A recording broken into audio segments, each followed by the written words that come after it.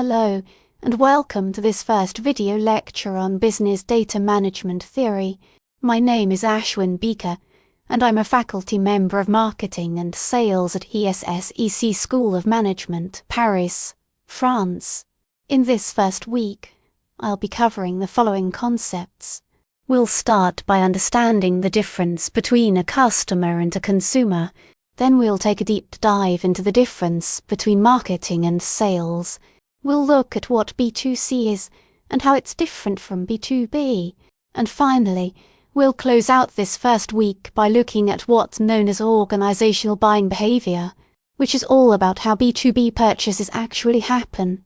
So let's begin by understanding the difference between a customer and a consumer.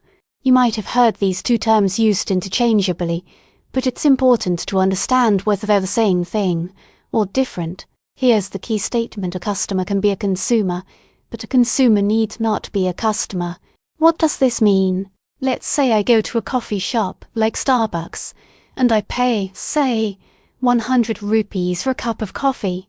In that case, I'm both the customer and the consumer. The customer, because I paid for it, and the consumer, because I drank it. But now suppose I go with my brother. I pay for the coffee, but he's the one who drinks it. In that case, I'm the customer, because I paid, and he's the consumer, because he consumed it without paying. The same idea applies to this program. All of you are enrolled as students. If your parents paid your fees, then you are the consumers, and your parents are the customers. But if you paid the fees yourself, or contributed to them, then you're both the customer and the consumer at once. Now that we understand customer versus consumer, let's move on to the difference between marketing and sales. Are they the same or different? Whenever I ask this in class, there's usually a lot of confusion. To understand the definition of marketing, there's a body called the AMA, the American Marketing Association, based in the US, which provides an official definition. This definition evolves over time, so you can always look up the most current version, but one of the earlier definitions goes something like this: you choose a target market, you get, keep, and grow customers, and then you create, communicate, and deliver an attractive value proposition. The definition can sound a bit abstract at first, but the simplest way to think about marketing is this: so whenever a company does marketing, it's creating awareness through promotions, advertisements, and so on. And whenever a company creates this kind of awareness, there's what we call a cash outflow, meaning money is flowing out of the company.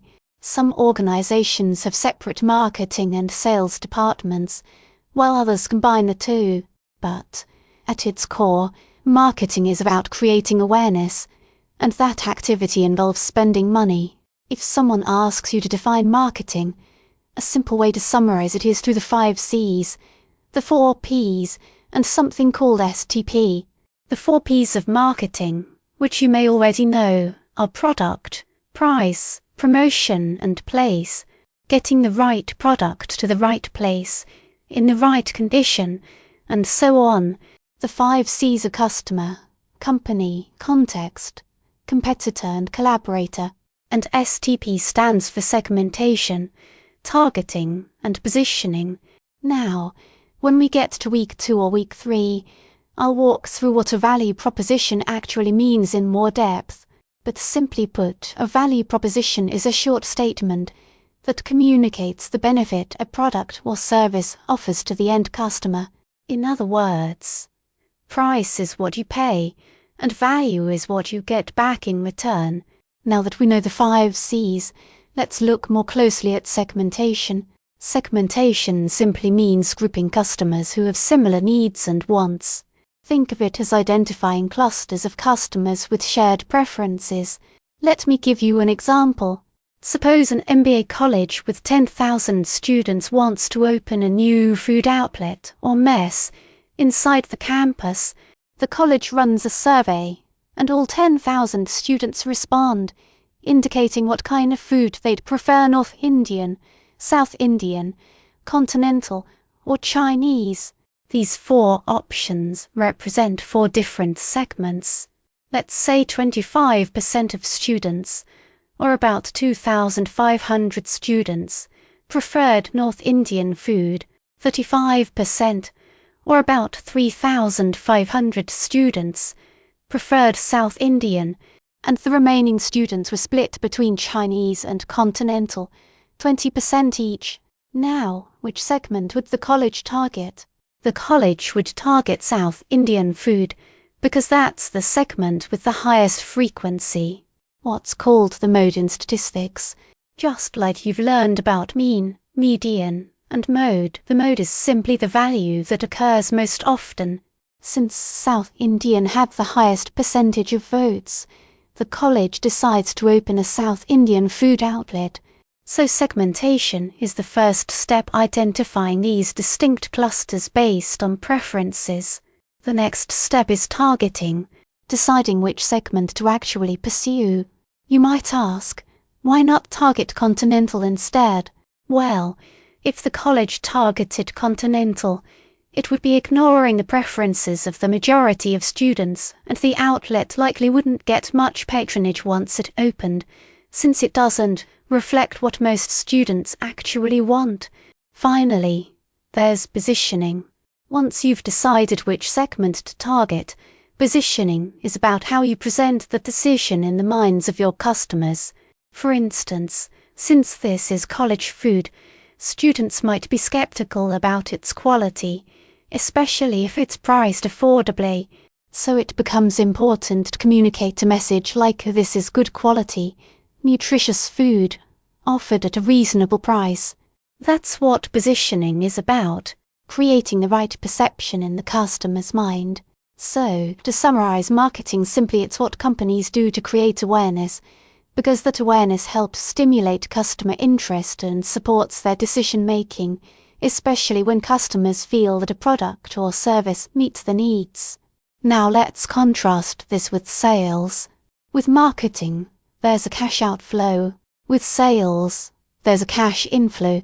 This is actually why there's often tension between marketing and sales teams within a company. Sales teams often feel they're the ones bringing in revenue, while marketing is viewed as pure spending. This tension is common, but let's now look at the actual definition of selling. To sell something, you need a minimum of two parties. The first is the seller, sometimes called a supplier when dealing with physical products, or a service provider when dealing with services. Think consultancy, banking, financial services, mobile connections, or transportation. The second party is the buyer, often referred to as a customer when it comes to products, or a client when it comes to services. That's why you sometimes hear the term client specifically in service industries. The seller sells offerings to the buyer, and very importantly, this exchange should ideally happen at a profit, because without profit, a company can't sustain itself. This is the primary objective of any selling process, whether B2C or B2B, which we'll get into shortly. I mentioned the term offerings deliberately, because a company might sell only products, only services, or a mix of both. Companies that sell only services are typically referred to as service providers. Now, let's revisit a few basic concepts you might remember from school to understand profit more clearly. There's the cost price, or CP, simply the total cost incurred in making a product.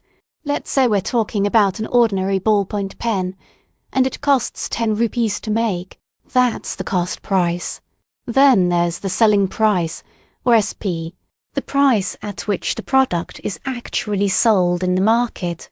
Suppose that same pen, which cost 10 rupees to make, is sold for 25 rupees. Since the selling price is greater than the cost price, the seller earns a profit. And as I mentioned, earning a profit is always the primary objective when selling. Without it, a business can't survive. But is this always the case? Not necessarily. If you walk into a shopping mall on a weekend and browse apparel brands, you'll notice intense competition, with everyone trying to offer the best price. We'll explore this more when we get to B2C versus B2B, But sometimes the selling price ends up being lower than the cost price. If our 10-rupee pen was sold for 8 rupees, that would result in a loss. There's also a third possibility: the selling price could exactly equal the cost price, meaning there's neither profit nor loss. So, as a business, your first preference is always to sell at a profit. That's the ultimate goal. If that's not achievable, your second preference is to at least break even, selling at the same price it cost to produce. This often happens in fast-moving industries, like mobile phones, where technology changes quickly.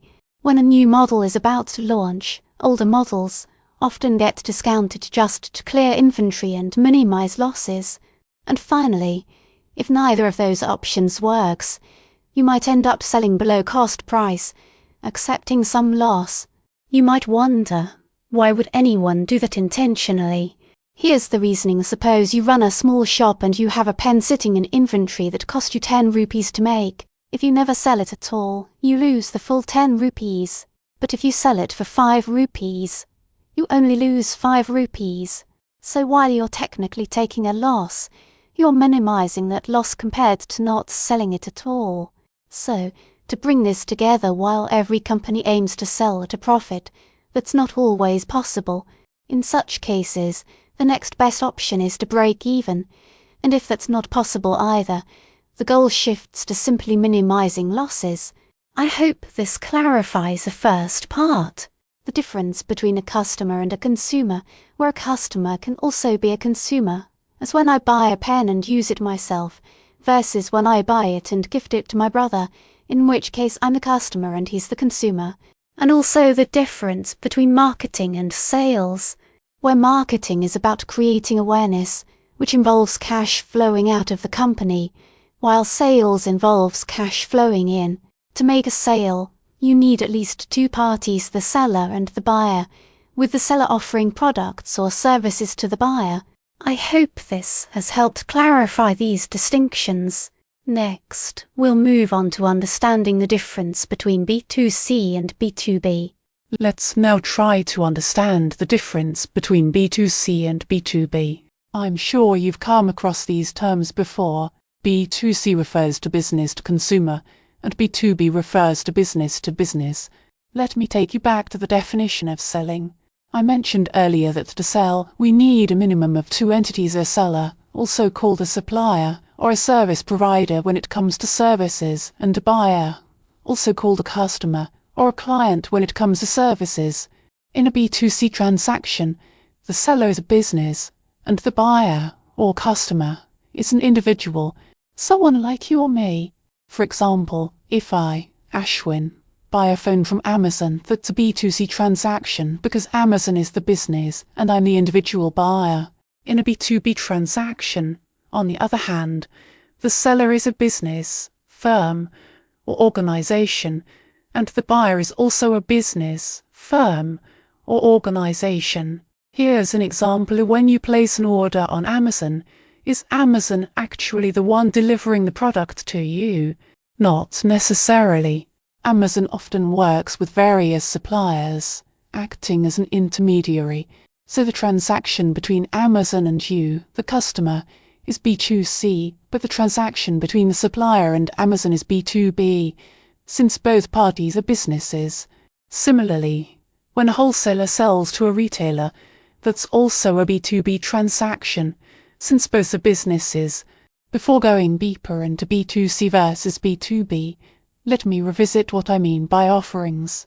I mentioned earlier that sellers sell offerings to buyers, ideally at a profit, and that offerings can be a combination of products and services. So what exactly is a product? A product is essentially anything tangible. Services, by contrast, are intangible. You can't touch them, sense them, smell them, or feel them. A product like this pen is tangible. I can touch it, sense it, feel it. That's simply not true for a service. Beyond being intangible, services are also heterogeneous, meaning no 2 instances of the same service are guaranteed to be identical. For example, if I take a flight from my hometown to Chennai and have a great experience, That doesn't guarantee my next flight will be just as good. That's heterogeneity. Products, by comparison, tend to be far more consistent or homogeneous. Services are also inseparable, meaning production and consumption happen simultaneously. If you're attending this class, you have to be present at the same time the content is being delivered. If your vehicle needs servicing, it has to physically be at the service location. And finally, services are perishable. They can't be stored or inventoried. If you miss a flight, that seat is simply gone. You can't save it for later. Products, on the other hand, can be stored. To properly define a service, it's an act performed by one party for the benefit of another, without any transfer of ownership over physical elements. For instance, if I have a train ticket from Mumbai to Chennai, I can only use that service for that specific journey. I don't own anything. As a result, common examples of services include consultancy, education, banking and financial services, and logistics and transportation. These are what we call pure services.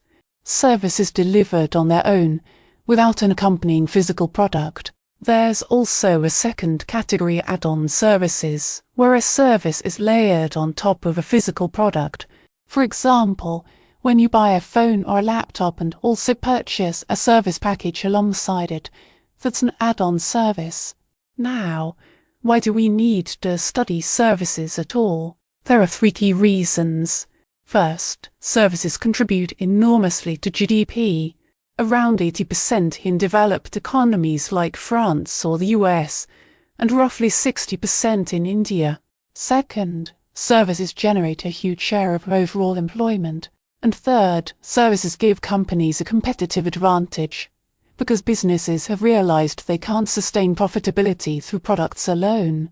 Services, especially subscription-based ones like Netflix, generate recurring revenue, which is valuable in a way that one-time product sales aren't. I'll get into how services are actually evaluated a bit later, but the short version is because services are intangible, they're harder to assess than products, and the difficulty tends to increase customers' perceived risk and discomfort when making purchasing decisions. Now let's dig into the specific differences between B2C and B2B. While standard textbooks list as many as 30 distinguishing factors, for our purposes, about 10 key differences are more than enough to build a solid understanding. The first difference is the end customer. In B2C, the end customer is an individual, like you or me. In B2B, the end customer is itself a business, like the wholesaler to retailer example I gave earlier. The second difference is the number of customers. In B2C, the customer base is large. Think of the crowds you see at a shopping mall on a weekend. In B2B, the customer base is much smaller and often geographically concentrated. Take Airbus, for example, based in Toulouse, France. Airbus has a relatively small, countable number of customers. Airlines like Air India, Etihad and Emirates in the UAE, Qatar Airways, Air Canada, and United or Delta in the US. You could count these customers on your fingers, and they're spread across a limited number of specific locations. The third difference involves the supply chain.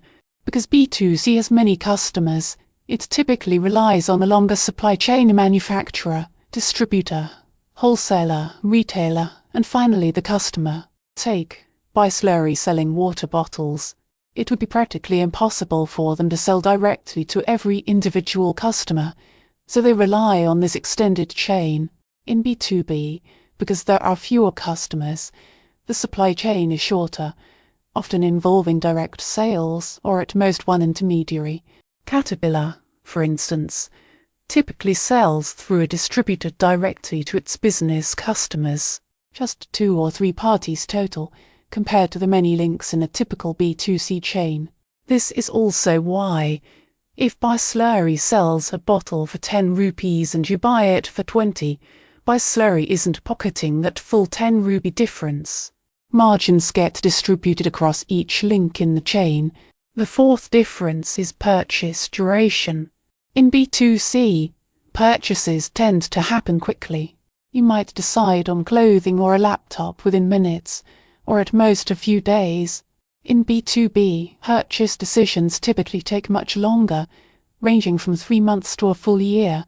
This connects directly to the fifth difference of purchase value.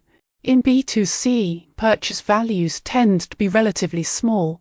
Even big-ticket items like a car or a home are decided on comparatively quickly. In B2B, purchase values are often enormous, ranging into millions or even billions of rupees, euros, or dollars.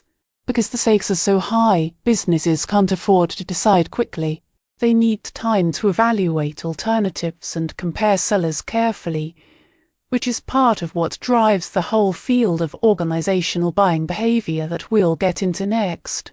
A quick note is some textbooks compare B2C and B2B based on purchase volume rather than purchase value, but I don't think that's the right measure. A single B2B transaction, like buying one aircraft, can be worth billions, even though the volume, just one unit, is small. That's why value, not volume, is the more meaningful comparison here. The sixth difference concerns the nature of the relationship. B2C relationships tend to be transactional and short-term. People often like variety, switching between brands rather than sticking with one. B2B relationships, by contrast, tend to be long-term and collaborative, almost like a long marriage, where a business commits to a preferred supplier, and the two organizations function almost like one, with blurred boundaries between them. The seventh difference relates to price elasticity, how demand shifts in response to price changes. B2C demand tends to be price elastic. If potatoes go from 20 rupees to 50, demand drops noticeably. B2B demand, on the other hand, tends to be more price inelastic. Demand stays relatively stable even if prices rise, although this is increasingly conditional, since B2B buyers today are also more cost-conscious than in the past. The eighth difference is around advertising and promotions. These are far more prevalent in B2C. Think of all the credit card offers and buy one get one free deals you see in a shopping mall. These promotions act as stimuli, often triggering impulse buying, where a customer wasn't initially planning to purchase something but does so because of an attractive offer. This concept of impulse buying essentially doesn't exist in B2B. The ninth difference is the extent of agreements and contracts. These are relatively minor in B2C, given the smaller purchase values involved, but in B2B, contracts and formal agreements are extensive, because the consequences of something going wrong are far more serious. The 10th difference is who actually makes the purchasing decision. In B2C, the decision maker is usually an individual, though, especially in more collectivist cultures like India, family or friends may weigh in. In B2B, given the enormous purchase values and long decision timelines, the decision is made by what's called a decision-making unit, or DMU, also known as a buying center. This typically includes anywhere from 5 to 15 people across different functions, like finance, quality, HR, operations, and engineering, each playing a different role in the decision. I'll go into this buying center concept in more depth in an upcoming video. Finally, there's one more concept worth mentioning: jilting impact. This refers to the shock or disruption a seller experiences when a deal falls through after significant negotiation. In B2C, jilting impact is minimal. If I try on a pair of shoes at Adidas and then decide not to buy them, Adidas isn't meaningfully affected, since there are plenty of other customers. But in B2B, given how few customers there typically are, losing a deal after extensive negotiation can have a real, significant impact on the seller. To summarize, this video, offerings consist of products and services. Products are tangible, while services are intangible, and because of that intangibility, customers tend to perceive higher risk, feel more uncertain about pricing, and have more doubts about quality, since they can't directly assess a service the way they can a physical product. Services are also heterogeneous, meaning no two instances are guaranteed to be identical. Enjoying one lecture or one restaurant visit doesn't guarantee the same experience the next time. They're inseparable, meaning production and consumption happen together, and perishable, meaning they can't be stored for later use. When it comes to B2C versus B2B, the simplest way to tell them apart is to look at the end customer. If it's an individual, it's B2C. If it's a business, it's B2B. The most important distinguishing factor is purchase value, which tends to be dramatically higher in B2B, which is also why we don't rely on purchase volume as a comparison metric, since even a single high-value transaction can represent enormous value, and jilting impact tends to be far more significant in B2B, given how few customers there typically are. I hope this video has given you a clearer understanding of both the product versus service distinction and the B2C versus B2B distinction. In the next video, we'll focus on organizational buying behavior. Thank you, and I look forward to seeing you there. In the last video, I talked about services, and I explained that while products tend to be tangible, meaning you can touch them, sense them, smell them, feel them, services tend to be intangible.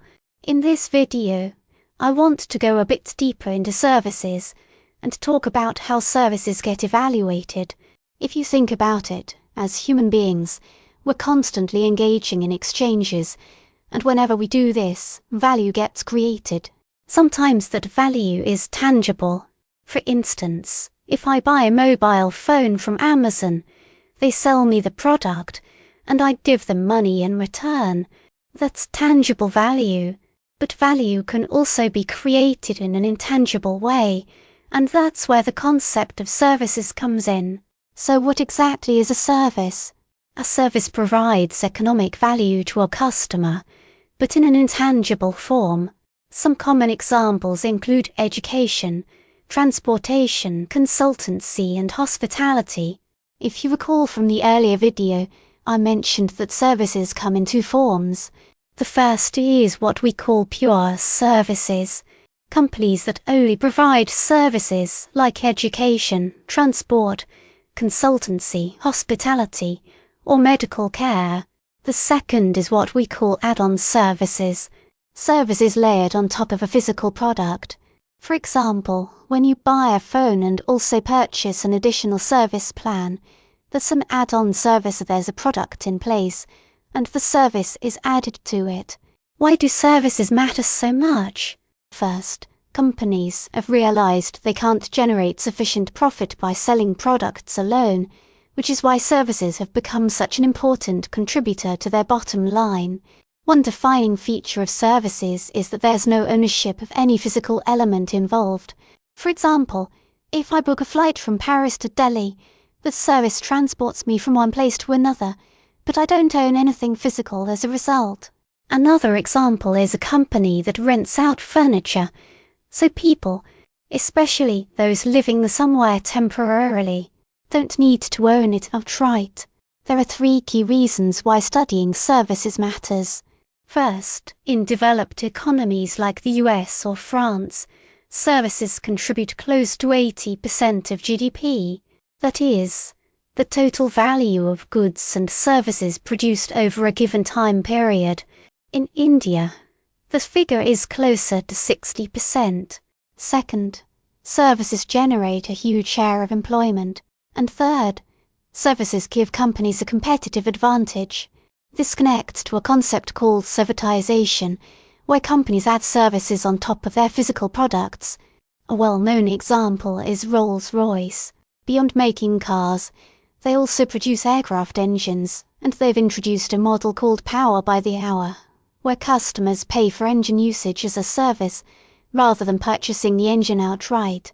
Just to recap the difference between products and services: products are tangible. You can sense them, touch them, feel them, smell them, like a watch for example, and because of that tangibility, Pricing tends to be easier to justify since you can actually see and feel what you're paying for. Services are trickier precisely because you can't see them in the same way. Let me share a small personal example. At a large campus like IIT Madras, a lot of students use bicycles to get around. I used to own a nice hybrid bike, and roughly every 6 months it needed servicing. When I asked the bike shop for pricing, I was given 3 tiers: a basic service for 500 rupees, an advanced service for 1,000, and a premium service for 2,000 rupees, which supposedly included a full strip down, greasing, and even some diagnostic checks. Naturally, that made me question whether the 2,000 rupee option was really worth it. Because, unlike a physical product, I couldn't directly see what I was paying for. I ended up trying it, and it was good, but the uncertainty around the pricing stuck with me. That's a very real example of the discomfort that comes from evaluating something intangible. Another distinguishing feature with most products, the sequence, is produce, sell, then consume. With services, it's usually pay first, then receive the service, though there are exceptions where you receive the service and pay afterward. Think of booking a flight. You pay first, and then you travel. This leads to what's called inseparability. Production and consumption of the service happen simultaneously. And finally, unlike products, services can't be stored or inventoried. They are perishable. If you're interested in exploring this topic further, there's an excellent book on services marketing by Bittner and Zythemel, now in its many editions, which defines a service as an economic activity performed by one party for another. Now let's talk about how services are actually evaluated. A product, like a pen, is evaluated based on product quality. Services, by contrast, are evaluated based on service quality. There's a well-known body of research on this, developed by Professors Valery Zythemel and A. Parasuraman, around a concept called ServQual, which stands for service quality. They identified 5 dimensions customers used to judge a service reliability: responsiveness, assurance, empathy, and tangibles. When these dimensions are strong, customers perceive the service quality as high. Because services are intangible, variable from one instance to the next, inseparable from their production, and perishable, 3 consequences tend to follow. First, perceived risk is higher, since you can't directly observe what you're paying for. Second, this often makes customers uncomfortable. For instance, when you join a program like this one, you might wonder whether you made the right choice. And third, it creates doubt about whether the service is genuinely good and whether the price is fair. This affects how easy something is to evaluate. Most physical products are relatively easy to judge. They're rich in what's called search qualities, meaning a quick look or comparison is often enough to decide. Services, being intangible, don't offer that same comfort. Instead, most services fall into 2 other categories of those rich in experience qualities and those rich in credence qualities. Let me explain experience qualities with an example. Suppose I'm about to take my first international flight, and I'm comparing airlines like Emirates, Etihad, Qatar Airways, or Air India. Once I actually take the flight, during or immediately after the experience, I'm able to judge whether it was good or bad. That immediate ability to assess quality based on direct experience is what defines an experience quality. Credence qualities are different. Even after receiving the service, you're still not able to confidently judge whether it was good or bad.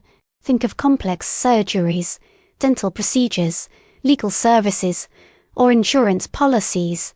You've gone through the experience, but you still can't be entirely sure whether the outcome or quality was genuinely good. To illustrate experience qualities further, there's a nice example from Professor Neil Bendel, a well-known marketing academic and editor of the Journal of Marketing, one of the top journals in the field. He shared his personal comparison between 2 airlines. Qatar Airways and, I believe, United, describing his direct experience with each, which is a clear illustration of an experience-based evaluation. This also ties back to the segmentation, targeting, and positioning example I gave earlier, involving the college food survey. If you recall, students were surveyed, several segments were identified based on food preferences, and the segment with the most votes was targeted. But targeting alone isn't enough. Positioning matters too, since students might assume that campus food is automatically low quality. So it becomes important to actively communicate that the food is high quality, nutritious, and reasonably priced, shaping how the offering is perceived in the minds of consumers. So, to bring this together, I hope this video has clarified the difference between products and services, and why services matter so much, contributing around 80% to output in developed economies, generating enormous employment, and giving firms a real competitive edge. Services are evaluated based on experience and credence qualities. Experience qualities are things you can judge almost immediately, like whether a flight or a class was good. Credence qualities are trickier. You might feel a class was good in the moment, but whether it truly benefits your future career is something you can only judge much later, if at all. That brings us to the end of this first week. In the next week, we'll dive into the different steps of professional selling in detail, before moving on to case studies and practical problems. Thank you, and I look forward to seeing you in the next video. Now that you have an understanding of the differences between B2C and B2B, marketing and sales, and customer versus consumer, let's move on to what's called organizational buying behavior. This is essentially about how B2B firms actually go about making a purchase. Why focus specifically on this? A simple B2C purchase is fairly straightforward. You recognize a need, look at your alternatives, compare a few options, check some reviews, and make a decision. It's a relatively quick process. I also mentioned earlier that B2C purchases often involve something called impulse buying. You didn't plan to buy something, but you saw it and decided to purchase it on the spot, like spotting a nice t-shirt while walking through a mall on a Saturday. This simply doesn't happen in B2B, for one main reason: purchase values in B2B are extremely high, unlike the relatively low values typical in B2C. Because of this, organizational buying follows a much more structured process, typically an 8-step process, though some textbooks describe 7 or 9 steps. We'll walk through these 8 steps one by one, using a running example throughout. The 8 steps are problem recognition, general description of needs, product specifications, supplier search, analysis and acquisition of proposals, supplier selection, selection of order routine, and finally, post-usage performance review. To quickly recap why this process exists at all in B2B, there are fewer customers, purchase values run into the millions or even billions, many people are involved in the decision-making process, often referred to as the decision-making unit or DMU, and purchase durations tend to stretch anywhere from 3 months to a full year, since high-value decisions require careful comparison and evaluation. Interestingly, the only step that's genuinely common to both B2C and B2B is the very last one, post-usage performance review. Whether you're buying shoes or industrial equipment, you eventually assess whether the product met your expectations, which shapes whether you'd buy from that source again. I also mentioned earlier that the jolting impact, the disruption felt when a deal falls through unexpectedly, is much higher in B2B, precisely because there are fewer customers overall, and losing one after extensive negotiation represents a significant loss of time and opportunity. Let's walk through the first step: problem recognition.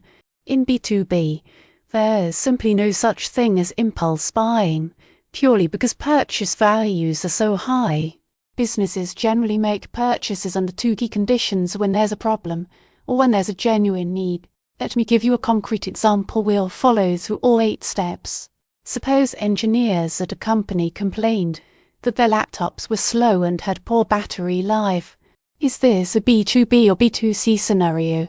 It's B2B because these are employees within an organization using company-provided equipment for work like design, computation, and simulations. These engineers, as the actual users of the product, are typically the first to notice and flag such problems. And users is actually one of the specific roles within the decision-making unit, which I'll explain more in a later video. The second step is the general description of needs. Once a problem is identified, the engineers communicate their requirements to the purchase department. In our example, the engineers ask for faster, higher-performing laptops with good battery life. Notice how Step 2 logically follows from Step 1. The need is defined based directly on the problem identified. The third step is product specifications, based on the needs identified in Step 2, the purchase department, or sometimes the users themselves, translates those needs into concrete technical specifications. In our example, the company might specify an Intel i7 processor or above, a 13-inch screen for portability, a battery that lasts around 9 hours on a single charge, and 16 gigabytes of RAM or more. Each of these 3 steps builds directly on the one before it. Sometimes, especially for a large order, say 250 laptops, a purchase department, even if fairly confident, might want extra reassurance before committing.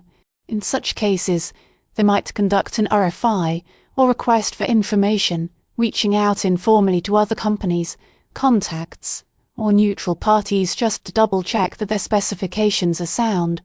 This step isn't strictly necessary, but given how much money is involved and how long these laptops will need to last, typically 3 to 4 years, it's a reasonable precaution.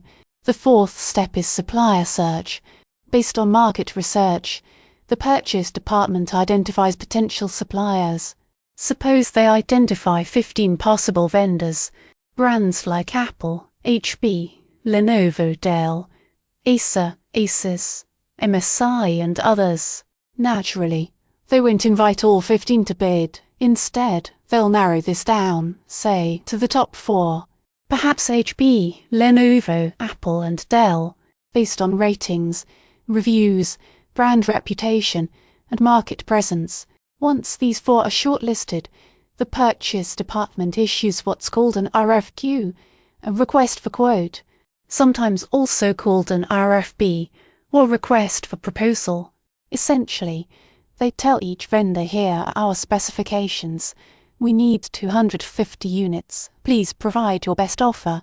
It's worth noting that B2B pricing differs significantly from B2C pricing, since bulk purchases often come with better rates, customized packages, and additional service commitments. Once quotes come in from each vendor, we reach the 5th step, analysis and acquisition of proposals. Here, members of the decision-making unit, representatives from finance, engineering, operations, HR, and so on, carefully review each vendor's quote and proposal in detail. The 6th step is supplier selection.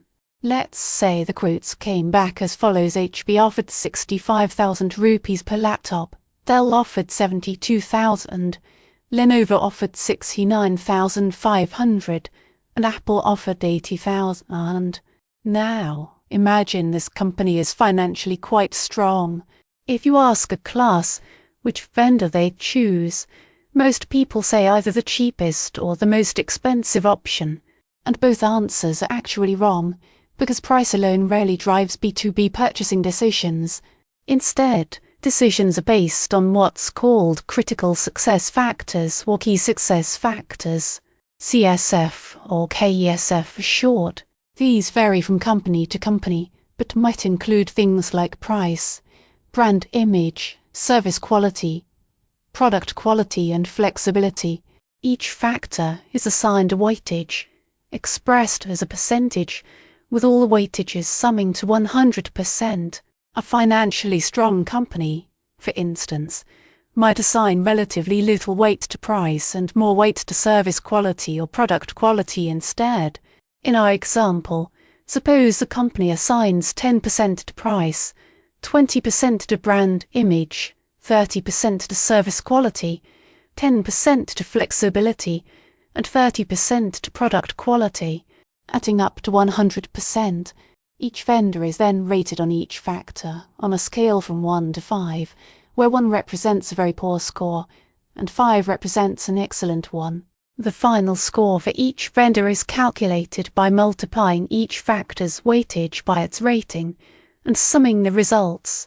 For HP, suppose they scored 5 on price, since their laptops were the cheapest, 4 on brand image, 2 on service quality, 5 on product quality, and 3 on flexibility.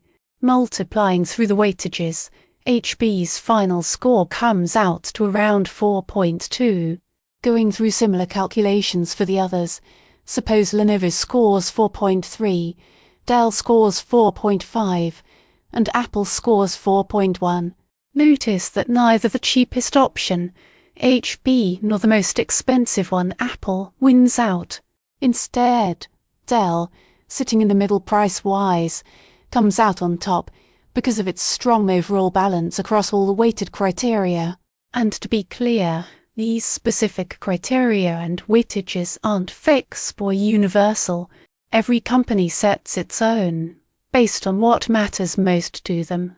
Based on this evaluation, the 6th step, supplier selection, concludes with Dell being chosen, since it achieved the highest overall score. The 7th step is selection of order routine. Recall that B2B transactions typically involve extensive agreements and contracts, precisely because purchase values are so high. This step involves specifying all the finer details of the order. For instance, out of 250 laptops, maybe 100 should be silver, 100 black, and 50 rose gold, each with specific pre-installed software configurations, along with payment terms. Say, 50% paid upfront in cash, and the remaining 50% in installments. This stage involves a lot of formal paperwork, contracts, and detailed terms and conditions. Finally, the 8th step is post-usage performance review. Regardless of whether it's B2B or B2C, once you've started using the product, you assess whether it actually solved your original problem. If it did, that builds trust and encourages repeat purchases going forward. If not, the entire purchasing process may need to start over again. I hope this gives you a clear picture of how organizational buying behavior, or B2B purchasing, actually unfolds. While B2C purchases tend to be much simpler, often driven by an individual, or in more collectivist cultures like India, influenced by family, B2B purchases involve considerably more people, higher stakes, and a much more structured, drawn-out process. In the next video, I'll walk through 3 different buying situations in B2B, which build on the steps we just covered. I hope this has given you a solid, clear understanding of organizational buying behavior. Thank you, and I look forward to seeing you in the next video. Welcome back. In this video, we'll continue from where we left off, where I discussed organizational buying behavior in B2B and the various steps involved in that process, starting from problem recognition all the way through to post-usage performance review. I also mentioned that the one thing common to both B2C and B2B is that final post-usage review. If a product or service doesn't meet expectations, you're unlikely to buy from that source again. I also told you that B2B purchases generally follow this 8-step process. But do you always need to go through all 8 steps every single time? Since that full process can be quite time-consuming, the answer is no. Let's look at the different buying situations that determine how much of this process is actually needed. There are 3 distinct buying situations in B2B: a straight rebuy, modified rebuy, and new task. Let's start with straight rebuy. This applies to products that are inexpensive, or bought frequently, or both. For example, suppose an organization wants to order a batch of pens. Is that a B2B purchase? Yes. But do they need to go through all 8 steps for something like this? Not at all, because these are low-cost, routine items, like office supplies or consumables. In cases like this, you really only need steps 6 through 8, or sometimes just 7 and 8. Essentially, just place the order and move on. The second situation is new task. This applies to products that are expensive and being purchased for the first time. Going back to our earlier example, suppose a company orders 250 laptops for the very first time from a brand new vendor because their existing laptops were causing problems. Since this is both expensive and entirely new, the company needs to go through the full 8-step process, from problem recognition all the way to post-usage performance review. The same logic applies to something like purchasing several photocopying machines for the first time. Expensive and unprecedented, so the full process applies. Now, how does a new task eventually become a straight rebuy? Suppose that same company, having already received their 250 laptops, decides a few months later to order 30 more from that same vendor. That's now a straight rebuy, because even though laptops themselves are expensive, the purchase has become frequent and routine with this established supplier, so there's no need to repeat all 8 steps. You simply place the order. Sitting between these two is the third situation, a modified rebuy. This happens when some modification is needed to an existing product. For example, suppose the company has already chosen Dell as their laptop supplier, but now wants certain new software installed, something Dell itself might handle, or perhaps a third party working alongside them. Whether this situation calls for the full 8-step process really depends on cost. If the existing supplier can accommodate the modification and the added cost is relatively modest, you might skip much of the formal process.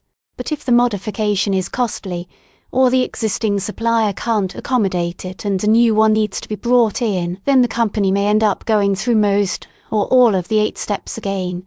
Here's an example that ties all 3 situations together. Think about ordering hoodies or t-shirts for an IIT Madras program. Ordering 5,000 to 10,000 t-shirts for the first time would be a new task situation, since the cost is significant and it's a first-time order.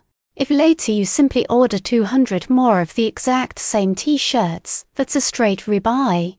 No need to repeat the process. But if you now want the IIT Madras logo and each recipient's name printed on the hoodie, that becomes a modified rebuy. Since this customization might add 50 or 60 rupees per item, and across 10,000 units, that adds up to a substantial cost, potentially requiring a more formal evaluation process depending on how significant that added cost turns out to be. So, to summarize, while new task and modified rebuy situations conventionally call for the full 8-step process, straight rebuy situations don't, because the products involved are either inexpensive, like office supplies, or have simply become routine purchases through frequent ordering, even if they were originally expensive or complex. I hope this gives you a clearer picture of the 3 different buying situations in B2B. I look forward to seeing you in the next video. Welcome back. Now that you understand the difference between B2B and B2C, the 8-step organizational buying process, and the 3 different buying situations, straight rebuy, modified rebuy, and new task, let's move on to understanding what's called the decision-making unit, or DMU. This is also referred to as a buying center, and in some textbooks, as the buying and usage center. There's actually a nice 3 to 4 minute video called The Buying Center SOM by Greg Rich that covers this concept in a fun, memorable way. It's a great compliment to what I'll explain here, so I'd recommend checking it out alongside this lecture. Let me quickly remind you of some context. In B2C, remember, selling requires two entities, a seller and a buyer, and the end customer is an individual, like when I buy something from Amazon as an individual. In B2B, the key difference is that the end customer is a business, rather than an individual. I also mentioned that purchase duration in B2B tends to be much longer, ranging anywhere from 3 months to a full year, largely because purchase values in B2B are so high, often running into millions or even billions of rupees, euros, or dollars. Because of this high purchase value, the decision-making process in B2B isn't handled by a single individual, the way it might be in B2C. Instead, decisions are made by a group called the DMU, the Decision-Making Unit, also known as the Buying Center or Buying and Usage Center. This group typically includes somewhere between 5 and 15 people, depending on the size of the organization. Larger organizations tend to involve more people, while smaller ones may involve fewer. Within this DMU, different members play different roles. Let me walk through the key roles one by one: the gatekeepers, users, initiators, influencers, who might come from departments like finance, HR, quality, or operations, and finally, the decision maker. The decision maker is the person with final signing authority, but can they simply decide entirely on their own? Generally, no, because the purchase value is so high that a wrong decision could have serious consequences. This brings up an important related concept, the negative inheritance or domino effect, sometimes also called spillover. We'll cover this in more depth later, under service failure and recovery, but here's the basic idea. In a B2C scenario, if you order a phone online and it turns out to be defective, you're understandably upset, but the impact is largely limited to you and perhaps your immediate family. In a B2B scenario, though, choosing the wrong supplier doesn't just affect the buying business, it can ripple downstream to that business's own clients and customers as well. A failure upstream ends up impacting the entire chain, not just the immediate customer. That's the spillover effect. Let's start with the gatekeeper role. Because B2B has relatively few customers, sellers often try aggressively to reach and influence members of the DMU directly. Gatekeepers are the people who make it difficult for outsiders to bypass proper channels and directly access or influence DMU members. This could literally be security personnel. For instance, at a campus like IIT Madras, you need a valid ID card just to enter, and security enforces that. But gatekeeping can also happen departmentally.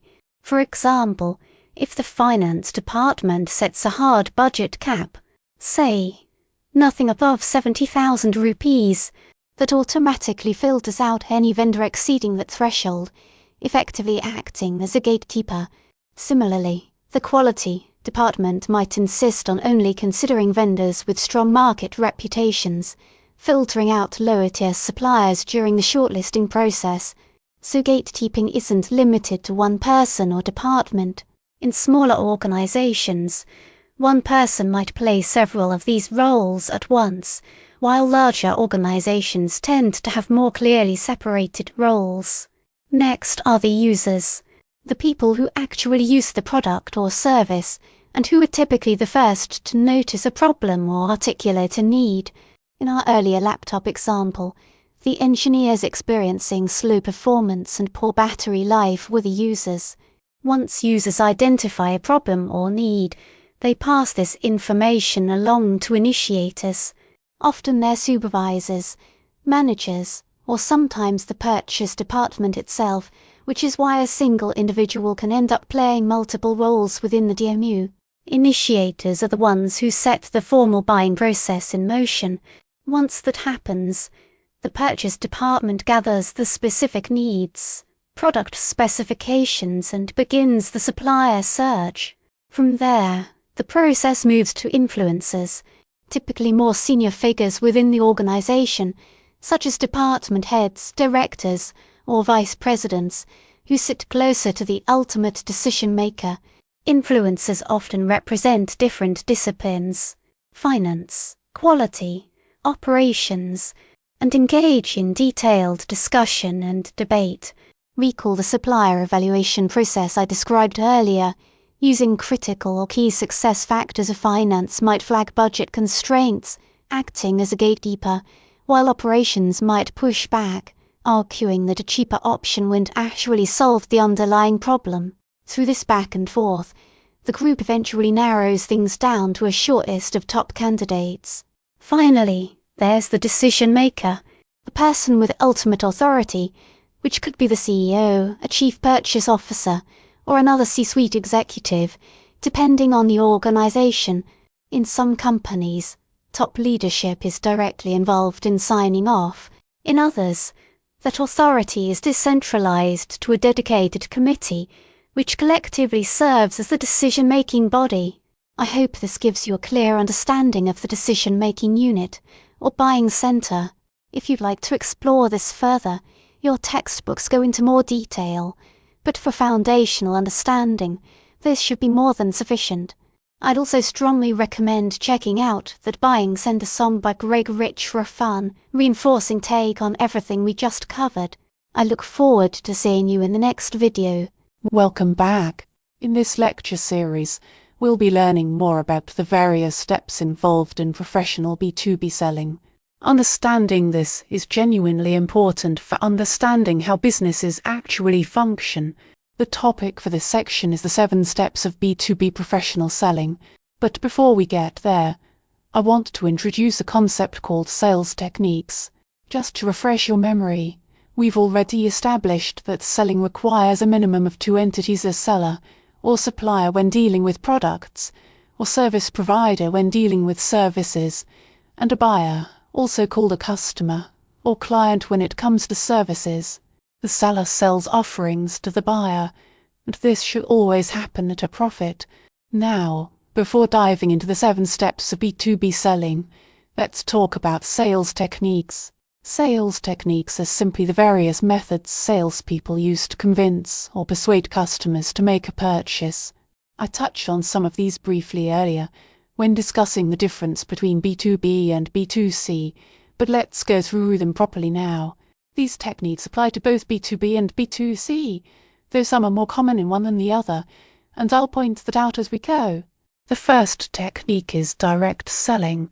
This is where the seller sells straight to the buyer, with no intermediary involved, just the company or its sales force reaching the customer directly. Direct selling is especially prominent in B2B, largely because B2B typically involves a much smaller number of customers, meaning there's no real need for a lengthy supply chain or intermediaries. Recall that B2B supply chains tend to be shorter, while B2C supply chains tend to be longer, precisely because B2C involves many more customers. That said, direct selling does happen in B2C as well.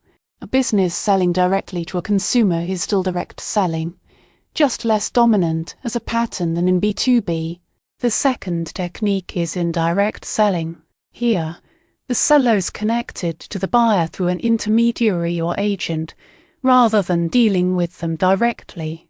This appears in both B2B and B2C.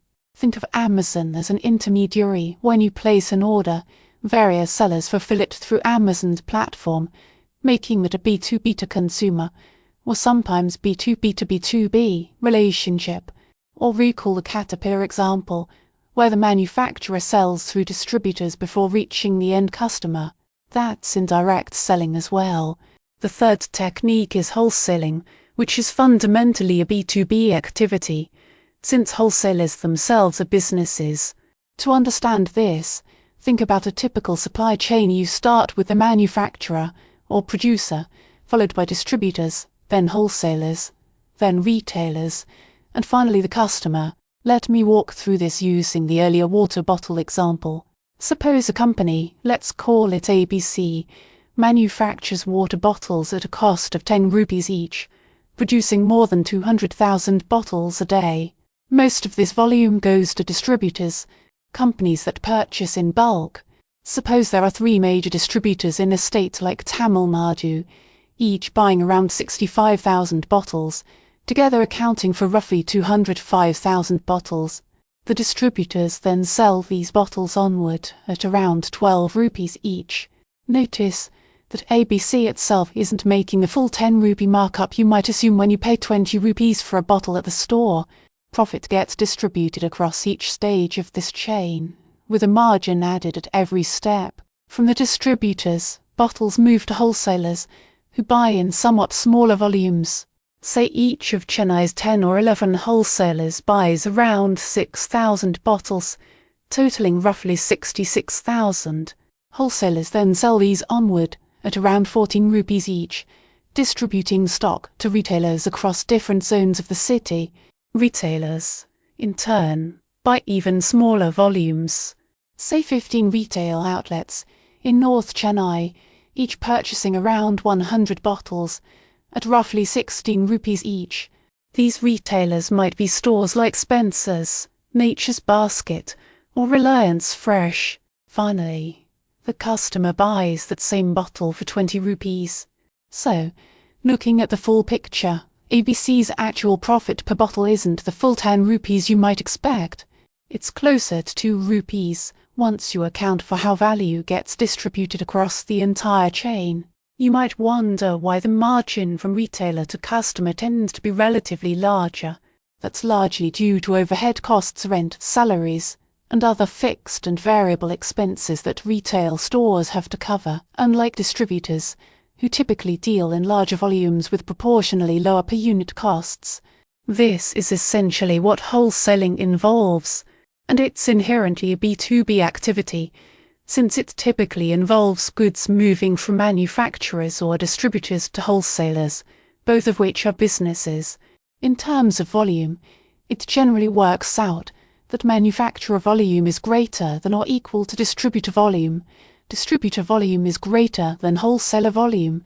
Wholesaler volume is greater than retailer volume, and retailer volume is naturally greater than individual customer volume, since no ordinary customer is buying hundreds of bottles at once. Beyond wholesaling, we also have retail selling. Think of stores like Reliance Fresh, Nature's Basket, or Spencer's, or your neighborhood Kirana store.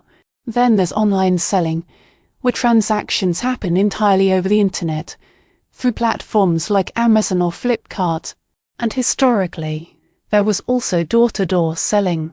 In India, this used to be common, with vendors carrying bags of vegetables or snacks directly to people's homes.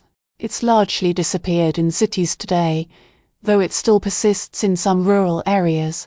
So, which of these techniques should a company actually use? Going back to our core definition of selling, you sell, but always at a profit. Companies should generally use whichever channels are profitable for them.